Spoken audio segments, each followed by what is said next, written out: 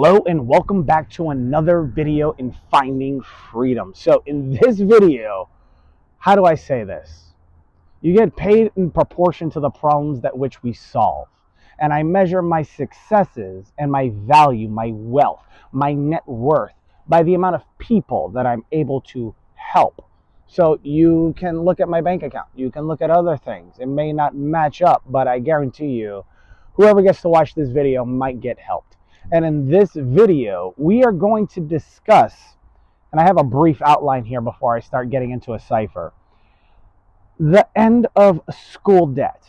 Now, if we get paid in proportion to the problems that we solve, which I heard Elon Musk once say, and if you don't know who Elon Musk is, which might be a little crazy to say, but you have he worked with Donald Trump for a little bit, and then he had Doge, right? And then Tesla, I don't know if you ever heard of that company. Starlink, something similar, kind of, sort of. It's a business, right? So when he said that, I said, that's interesting. And then he said a couple other things. And I was like, you know what? I want to say something too. So let's get into this. So how do we end school debt? Well, first we have to identify the problem, and then, of course, apply economics to it so that we don't upset people to get in trouble. Now, I used to use this similar philosophy with one of my mentees who is extremely successful in the military. And while we were in, I had her read all the punitive articles and the articles in which that you can get in trouble for with the UCMJ, because those who do not study will be taken advantage of. It's just a fact, right? So, things needed in point one. Problem. There's a lot of college debt. A lot of people are hurting with finances. We have to identify the problem. You've heard this in school, right? When you're younger in mathematics, 5th, 6th, 7th grade, are you smarter than a 5th grader? You start to get word problems in mathematics, right? And those are worth more points. So it makes sense when someone says you get paid in proportion to the problems in which you solve. Yes or yes. Logically, right? If you've seen class, you understand that's the next phase after creativity. So let's get into it. Things needed: collateral, car, college debt, and a community. Let's get into it because you triggered my trap card, or should I say trump card? Whatever. It depends on what game you're playing, right? I know we're not in Texas. We're in beautiful North Carolina, right? But we don't play Hold'em here. But if you've seen Yu-Gi-Oh, you know what I'm saying. So, point number 2. Now we have to identify the sequence that you need in order to, well, pull this off. And remember, in past videos, I've always tend to describe what an economic optimal decision is. It's normally a win-win scenario. See, the reason why Spock got upset with Kirk in Star Trek because of Kobayashi Maru, right, is because he wanted to show him that there's always a point of failure or hitting rock bottom, right? No pun intended. Rock bottom. All right, I had to do it. Anyways, so, in other words, I'm about to lay the smack down on everybody. Oh. Now, when it comes to this, I mean, you have to really think about certain things when it comes to, well, not just sequencing the problems in which of everything else, but Kobayashi Maru. See, he said he cheated, he lied, he must have had something. They must have searched every which way, place, and everything, because it was a test to show leaders that were going to lead the Enterprise, the USS Enterprise, or whatever the case may be, that death is, well, imminent or certain in certain scenarios, and you have to get over that fear, right? But Kirk found a different way. Not Charlie Kirk. That dude died. But Kirk, Captain Kirk, he survived. So, we're good. Now, let's talk about the sequence again, right? Roommates, degree, job, condo, and the problem of locked debt, right? So, what is locked debt? See, you can't just declare bankruptcy and all of a sudden you have no more school debt, right? But you can't get a job that pays well without a degree, whether that's in a vocational, associates, bachelors, masters, doctorates, trade school, whatever. You need a piece of paper or a plastic card to drive your vehicle. You need a piece of paper to get paid more money, right? Now, forgive my voice. I've been screaming and hanging out with other Marines and stuff like that. And if you know us, we like to intimidate drill instructors. So sometimes, drill instructors will scream. If you don't understand what that means, look it up on YouTube. Fascinating thing you should watch, right? And then here's the other thing. Banks have to move money, and we're in debt. But the thing is, when it comes to accounting, you have your accounts payable and your accounts receivable. The thing is, if people can't pay on their accounts, you won't receive anything. So we're going to use a term I like. I've mentioned this before. Some of you might pick it up. It's called finagling in the legal context of not only Sarbanes-Oxley, but legal law, financial law, other constitutional law, as well as U.S. law, so on and so forth. So I'm not breaking anything. I mean, think about it. I called it a Trump card because Donald Trump got a loan for properties and then declared bankruptcy, right? How did that work exactly, right? Well, you have to understand a couple things, right? We're in a crisis, right? Financially. I mean, you hear everybody talking about on the radio, the YouTube, everywhere, the media, the news, etc. Everywhere from freaking Canada all the way down to down south, right? East, west, left, right, upside down, whatever, catty corner, however you want to pose this, right? So we have a lot of intelligent people that are supposed to be managing finances. Not to knock on them, but I propose a solution. So before I get into it, and before anything else, because I only wrote down, as I said earlier, a handful of notes for the beginning of my outline, right? Because I needed you to understand the sequence if you're a college student or were a college student, right? Or a student of trade, craft, vocational, whatever the case may be, right? Because if you want to study mechanics, you go to a trade school. If you want to study plumbing, utilities, etc., you go to a trade school. Vocational is something else. Like if you're going to open up a martial arts dojo, you study underneath a sensei or guru or a Mr. Miyagi type figure. You know what I'm saying? So check it out. There's a movie called Mulan, and I'm going to quote a special individual, and she used to see cows all the time, and she used to go, moo, and I said, where do they stand? I said, on a lawn, right? Mulan, right? So we want to be, how do I say this? Have the strength of a flowing river and have the force of a great typhoon with this strategy, because we have $1.8 trillion locked up somewhere, which people have to pay back. They can't declare bankruptcy, right? And if you've ever seen the TV show Burn Notice, just to use an analogy, metaphor, and entendre, the government, the school system can't take away what you know, right? But they can make it really difficult for you to either make a living, so on and so forth, etc. And if you have college debt and you can't get a job because you have debt, whether it's college or not, well, then it's going to be really difficult, right? Yes or yes? Yes, I'm guessing your answer is yes. So let's get into it. Let me take these off so you know that I'm a little bit more serious, but I have some distance. So when we crop this in, it should look just right for you marketers out there that like to, anyways. And I'm going to call you marketers, unless you want me to call you developers, and I'll get into that in another situation. So, the sequence. You need roommates. Why do you need roommates? You need someone to vouch for you. You're a person of good standing, good character, etc., right? And then, of course, you need, some other stuff. You need a degree, because there's a catch-22, right? Mission 22, 22 a day, whatever, Mile 22 with Mark Wahlberg. You get the gist, right? 22's everywhere. What's the song with from Suicide Squad with Rick Ross? 22s on 22s, right? And then you got Shine 44, etc. You got Marines who know about Springfield and 45. So before anything gets too crazy, I want to move on one. So I'm using my First Amendment right.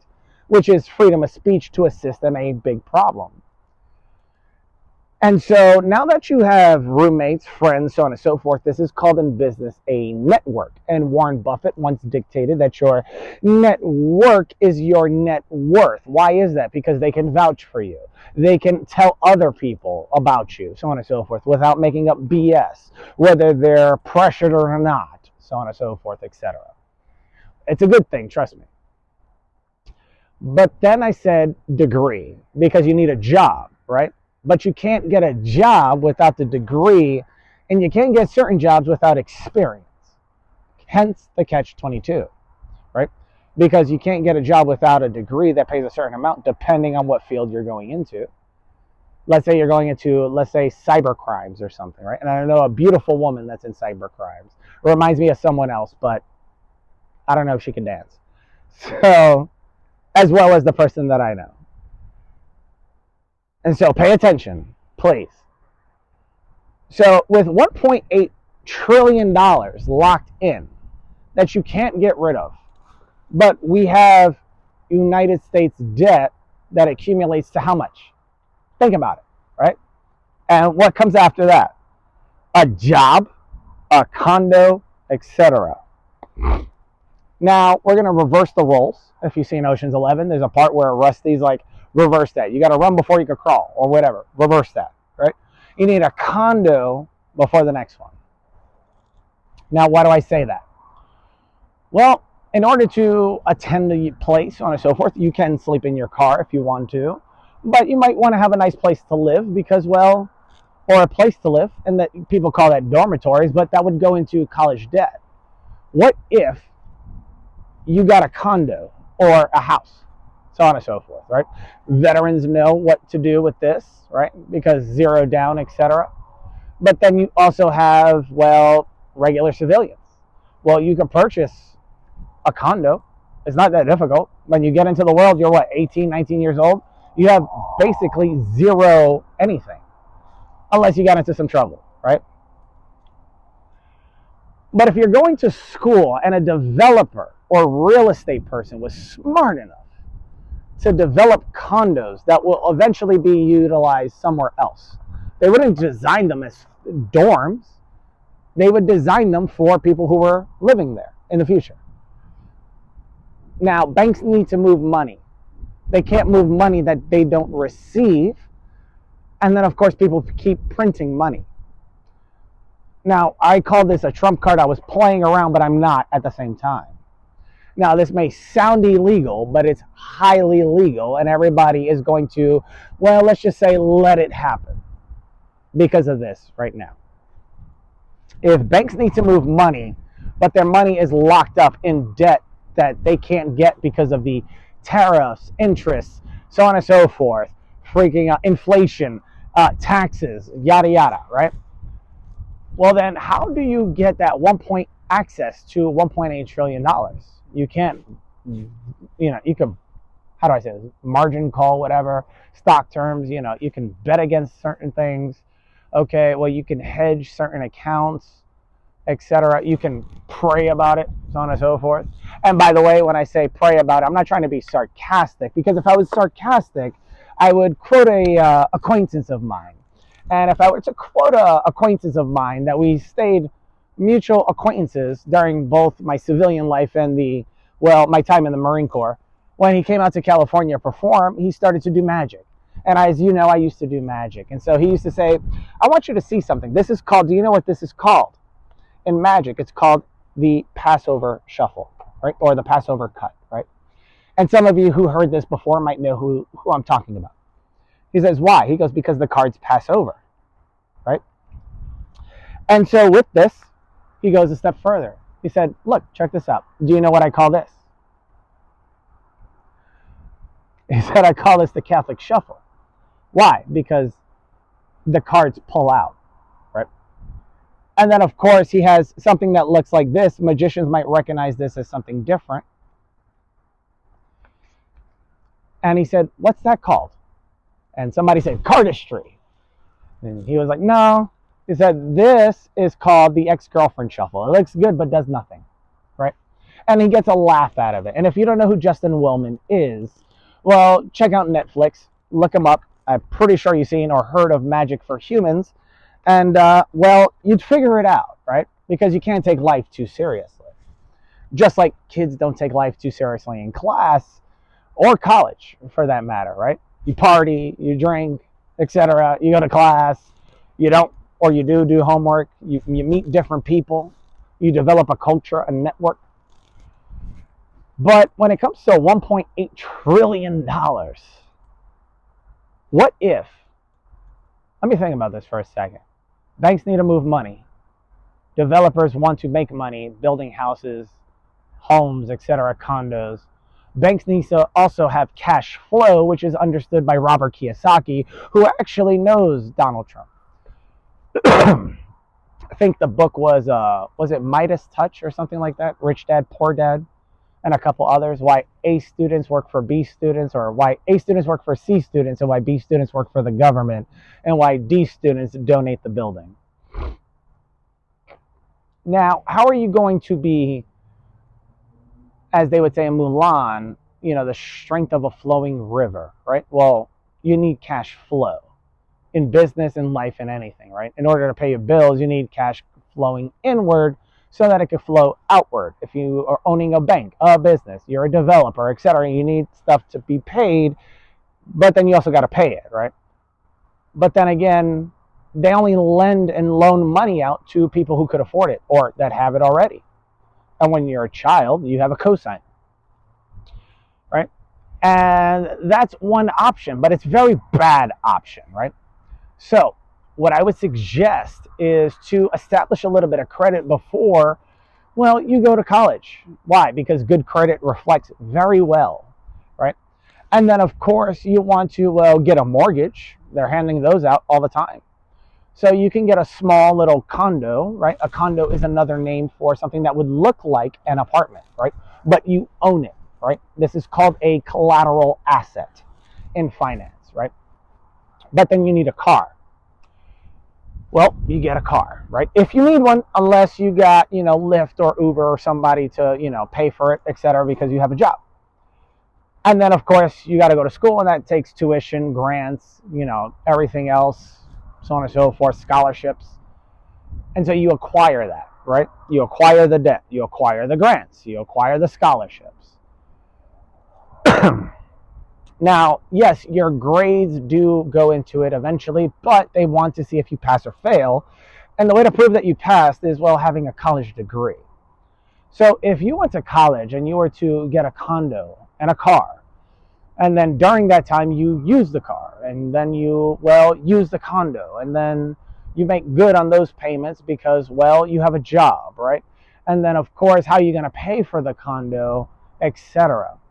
This is where things get interesting, right? So you have friends, right? Let's say not everybody has good credit. You want to rent out space in that condo, right? Why would you rent out space in that condo or that house? Well, you got to pay the rent, and they need a place to live, right? Okay, so you negotiate. Remember I said developing a network, you need friends, right? Not everybody could afford stuff. Not everybody has good financial credit or social credit, for that matter, right? So now you have the bills paid off, right? Because you're working together as a cohesive unit. You develop your network. You room with several different people, and just like most apartment complexes do, but that's a rental, not ownership. Remember that. It's going to be important. You orchestrate a deal with everybody in the condo or the apartment, or not the apartment, the housing, so on and so forth, that you purchase. I say, look, we're going to have a separate contract. When we graduate, so on and so forth, etc., and you can get it notarized, so on and so forth, so that it's a officiated document. Everybody gets their degree. Now, they have a degree, you have a car, they may have a car, so on and so forth. But now you need a job, right? At least you have a place to live, right? You need a professional paying job, right? Everybody may be working like a part-time job or a low-paying job, not making much in order to afford their own place. So everybody's chipping in, paying for each room at a certain rate, etc., to equate to the mortgage, so on and so forth. And if you team up with a veteran, they have 0 down, so that'll assist you in further things. But here's where the icing on the cake goes, right? Let's say you get your job, right? Well, you also have college debt. You could get a personal loan for the college debt and essentially convert college or student debt into a personal loan right afterwards, right? Now, trump card here. When you acquire that personal loan, right, you want to make sure, and now I know certain people are probably not going to be fully on board with this because I said you had needed a network and so on and so forth, right? And they're paying the mortgage and all that. But the only reason they're doing that is because they don't have good credit or whatever the case may be. Maybe you have good credit and you so on and so forth. I heard this from a guy named Chancellor Ray, right? And so it's not a scheme, as they would say, because, well, everybody's name will be tied to the mortgage, right? Because they all live there. Now, if everybody's name is tied to the mortgage, they also get tied to the payout. And depending on what school you go to, well, tuition's not that expensive if you don't have dormitory fees, so on and so forth. You may have other fees, but you don't have dormitory fees, right? You may have a car and all this other stuff, but you don't have dormitory fees. And you want to make sure that the mortgage and the car are 2 separate things in comparison to the student loan. Because when you convert it into a personal loan, you can then put the car and the house down as, well, collateral, as if though you were in business, right? You can put a business down if you're purchasing a business as collateral, right? Because it's an asset, right? A car is an asset. A painting is an asset, right? So if you're rooming with an art major that is able to get their stuff curated, get it valued at a certain rate, that can also go down as collateral for a personal loan. Now, here's the thing. You're not going to make money for a long time because you need experience, right?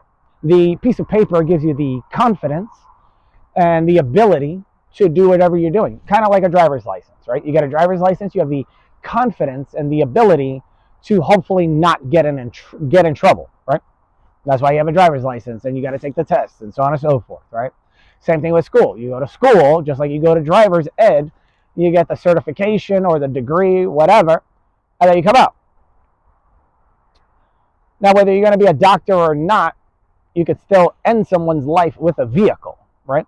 So it's an asset, just like a degree, no matter what you're studying, right? Well, if that gets converted into a personal loan, and when you get a degree and you land a good job, so on and so forth, everything's copacetic, and then everybody else lands a good job, right? Think of it like a business incubator, right? Everybody lives together, right? Kind of like a barracks, if you were in the military, that is. And then after everyone is situated, you say, you know what? I think it's time for us to part ways. Now, depending on your situation, you can pay the debt back for your student stuff and the mortgage and all that other fun stuff. Or you could declare bankruptcy, as Donald Trump did not too long ago when he leveraged certain assets, asked for a loan, then declared bankruptcy, right? There's different types of bankruptcy. You'd probably need to speak to an attorney for that. That's a professional with a degree that allows them to practice law, especially if you need to talk to a judge. I just have a background in marketing, which is completely different. So, you declare bankruptcy. Now, here's the thing. Banks have to move money. That's fine. If you declare bankruptcy and the house or condo or whatever and the car get taken as collateral to make up for the difference that probably might accumulate to the amount of tuition that you had to pay for school, that's an economical decision, because whatever the Kelley Blue Book value of the car is at the time in which you declare bankruptcy or whatever, and then of course everybody knows real estate accrues and gains value over time. Well, that's a valuable piece of asset, right? Because, well, you have other roommates, right? And so you could divvy that up, right? So if you buy a $250,000 house, you use that as an asset, but you have multiple signatures and you all do it. It's like owning a percentage of a business. If you are into equity and things like that, or you know about finance, you understand this. It's an accounting tactic. And it's completely legal. Doesn't sound legal, but it is. But what does this do for the $1.8 trillion? Well, let's get into this, right? Because now the big boys are going to start talking. And if you're not interested, please, by all means, click off. But if this video helped you so far, go ahead and hit the like button, hit subscribe, and don't forget to follow me. And please, by all means, share this with somebody. But then you all declare bankruptcy. And they take your car, that's 4 years old. They take the house, that's, well, 4 years old because you got a bachelor's degree now. And let's say that house was valued at $200,000 or $300,000. Let's keep it round numbers, right? Or $100,000. Let's keep it super simple. And there's 4 of you, so that's $25,000 each that you have available to write off as collateral. If the place in which you reside is more than that, then of course you'd have more, right? Minus a haircut or two. But then of course, when that was the time you purchased it, not the value in which it gained or accrued over time. So that $100,000, $300,000 house is now worth $120,000 or $150,000. The $300,000 house is now worth $350,000, right? And by the time you graduate, you're gonna have some college debt. Let's say your debt's around $25,000 to $50,000. Well, if there's 3 or 4 of you, that's $75,000 to $100,000 each, right? Unless you're going to a prestigious school, then you might want to invest in other things. But if you could afford that, I'm not going to ask how, but if you could afford that, then you'll figure it out. So if all of you were able to do that as a business, right? The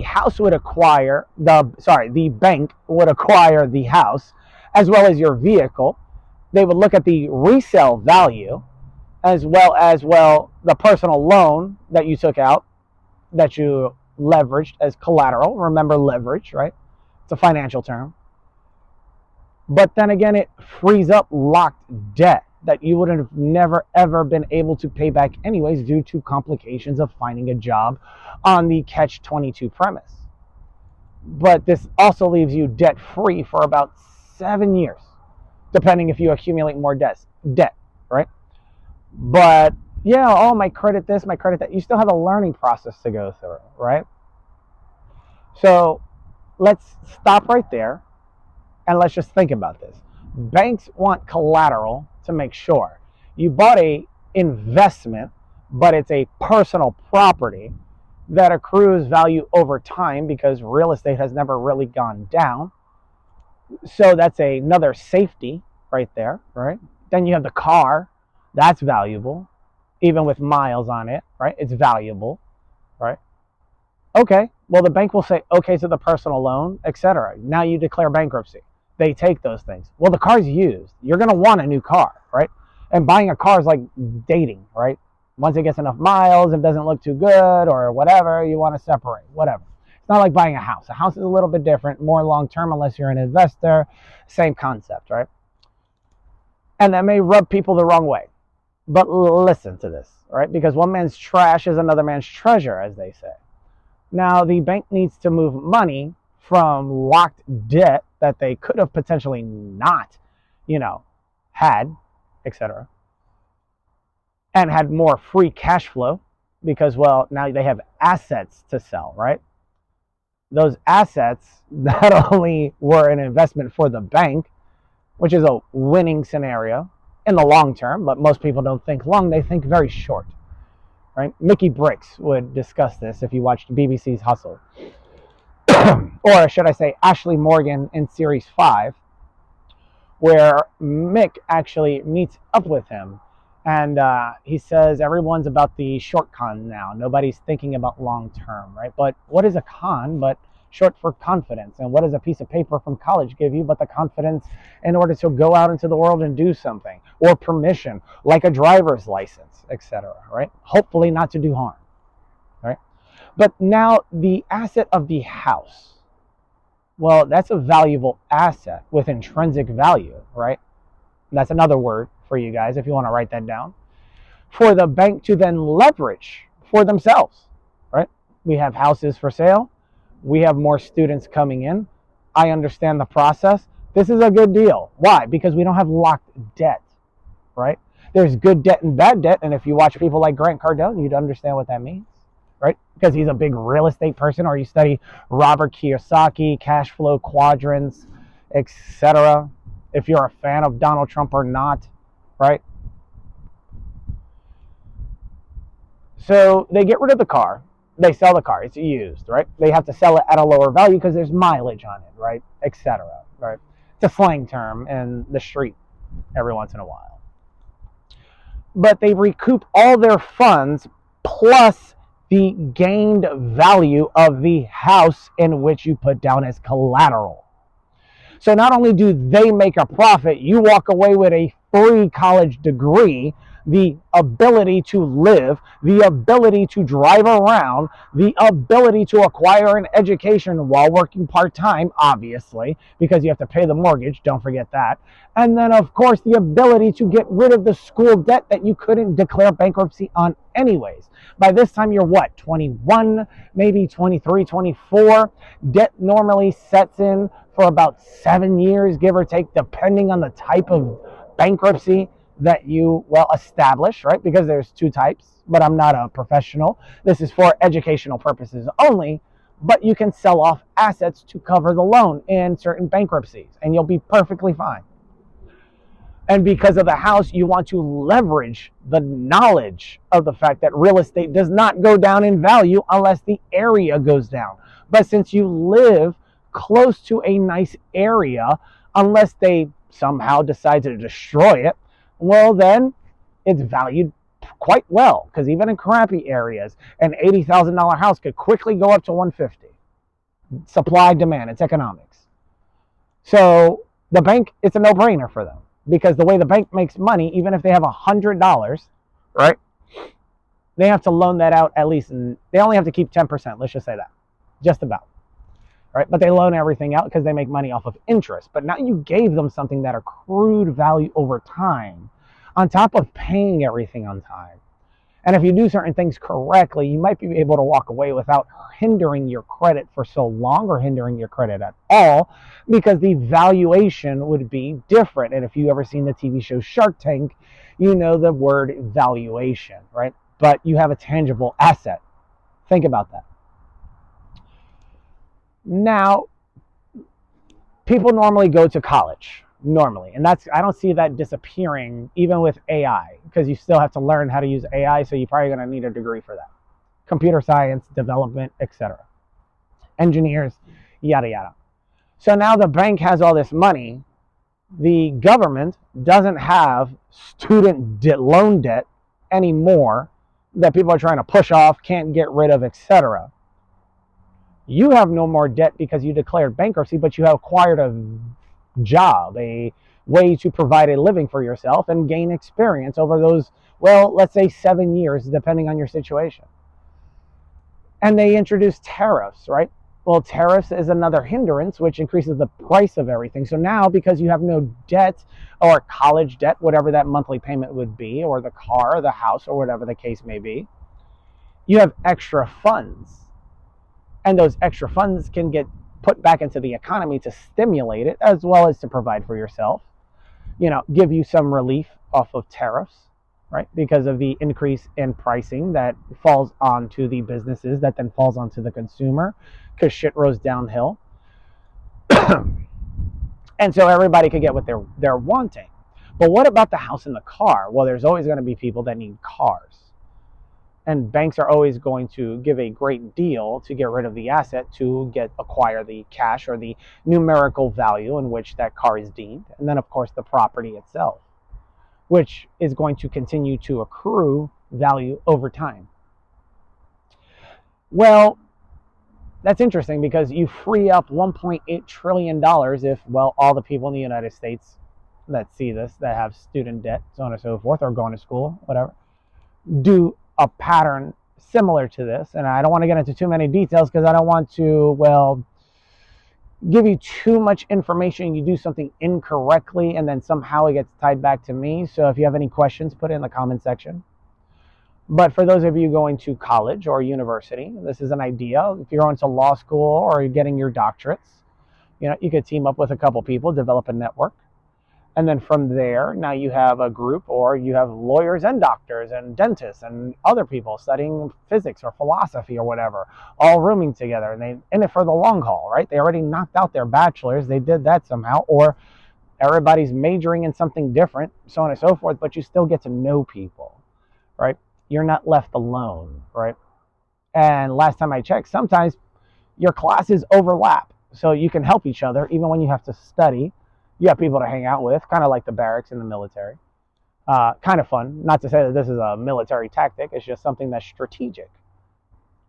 Well, here's the thing. Investors are going to invest. Developers are going to develop. Bankers are going to bank. Students are going to go to school, and children will eventually be grown children, which sometimes would be kids, right? Or adults, depending on their, how do I say this, based upon psychology, level of mental maturity. And so the bank now has a tangible asset that grew in value over time. They have another asset that depreciated in value over time, counteracting certain factors, right? But not so much a hindrance on real estate, because real estate appreciates faster than the value of a car can go down unless you total it. So it teaches you responsibility. It also teaches you about credit scores. It teaches you how to get out of things, out of a really big hole financially, by taking a hit or a jab every once in a while and realizing that you still need the rounds in the gym or the ring in order to develop that experience. And after that time period is over, not only are you seasoned and groomed with a degree, experience, and everything else, you have letters of recommendation for whatever else you want to go towards and pursue. The bank is able to make money from the property, as well as the developers that want to develop property because of the housing crisis then can go ahead and purchase that, or the investors can go ahead and purchase that from the banks, right, utilizing hard money loans or whatever the case may be, in order to acquire the asset, fix it up, think Grant Cardone, then flip that and sell that asset to somewhere else, because it's a condo, not an apartment complex. And just like a house, it changes hands. Like a car changes hands. Like dating, you don't just date one person in life, right? Some people get married to one person in life.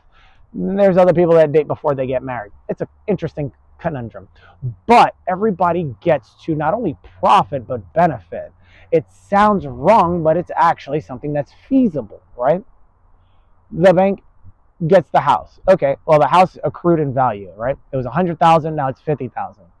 They take the hit for the loan unless you go to a different bank or whatever the case may be.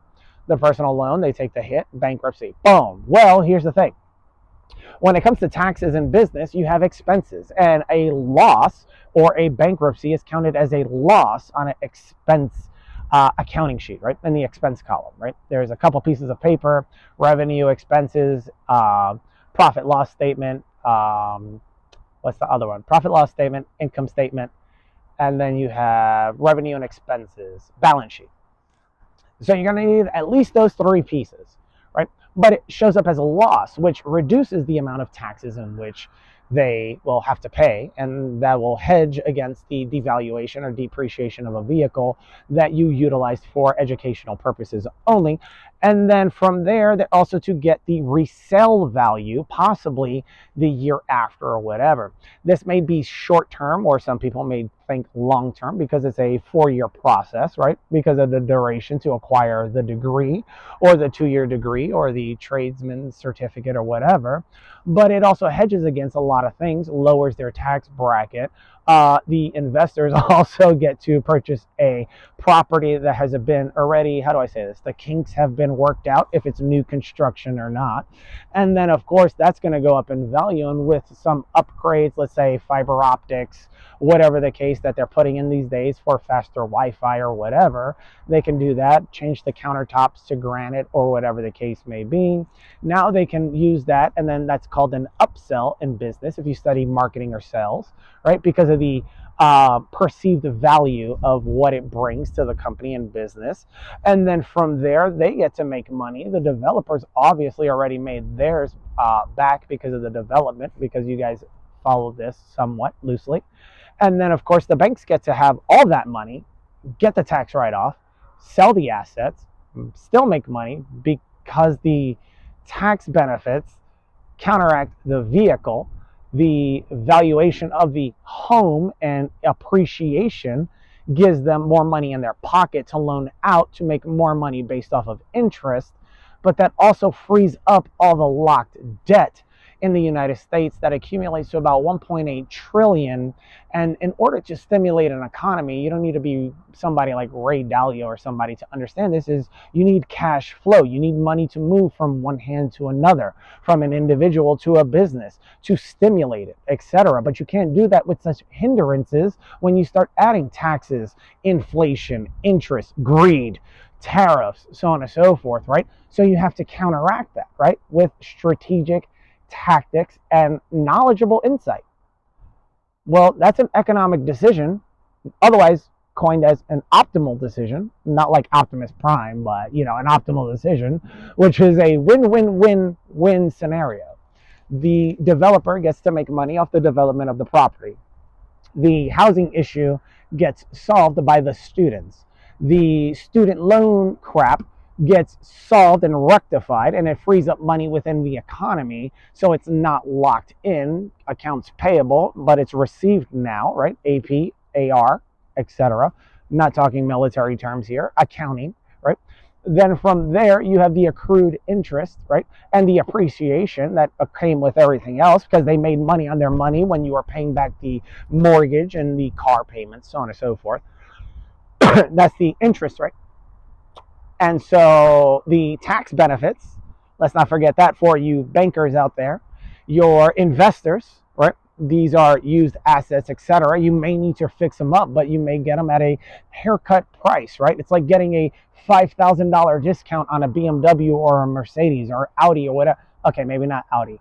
That's a special car for me. That's Olivia. We'll talk about that another day. But you get the gist of it, right? So everybody gets to win. And then the investors get to utilize their money to make more money through, well, fixing up everything, the beautification process of the interior design, right?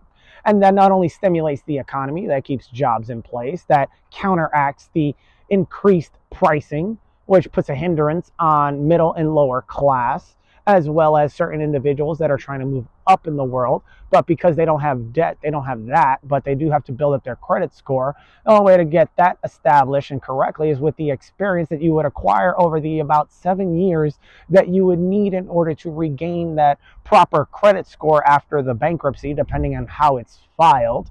And then you're able to move locked debt into the economy, reducing the national debt, having it not be a national security issue, but national debt now goes down 1.8 trillion because you put that much money not only back into the economy, but thanks to the way banks work, probably a lot more. Would it not? I don't know how people don't see this. I do. I don't know about other people and why it hasn't been done. But it would be strategically advantageous and behoove you to look into this a little bit further. And I mean, you can utilize the internet, go to the library every once in a while, and understand how to orchestrate this, right? Or develop your network, talk them into it, have them give them a full understanding. Here's an homage to the Marine Corps. Break it down Barney style for them, meaning in a simplistic fashion. Think the TV show Are You Smarter Than a Fifth Grader? And then put it into action. And if the bank ever asks you, well, how are we going to make our money back with a personal loan issue? Show them this video. Let their risk management officers take a look at it, right? Because the risk is there, but if you graduate and get a job and you're able to support yourself on the outside while maintaining everything else, you become a better human being. And when you do get into the real world and other shit happens, you have this to fall back on. So this has been another video in Finding Freedom. Hope it helped you guys out. That's how you would move $1.8 trillion, according to Google search results, of locked debt in student loans over into the market, in which is applicable for bankruptcy. But then, of course, the benefits that come along with everything else. Don't forget about the tax benefits, because I know you guys out there always wonder, why do rich people pay less taxes? Here's a little strategy for you, right? It's not about the money you have, it's about the knowledge that's in your mind, and that's the most valuable thing. I once told a friend of mine who's like a sister, definitely like a sister, I said, information is the most valuable form of currency, but most people don't ever acknowledge it. And she quickly said, I have so many questions, and if I had more time, I would have loved to have that conversation with her. But life goes on. She's living her life. I'm living mine. And this video is now finished or done. So I will talk to you guys later. There has been a great time. How do I say this? Being myself a little bit, showing my capacity of understanding. But then again, you don't need to be a genius, even though if somebody wants to make you one, you're the genius, right? There's nobody else around you that hasn't thought of something that could have came out. Be the difference, but do it better. Till next time, my friends. Adios and peace. Mwah.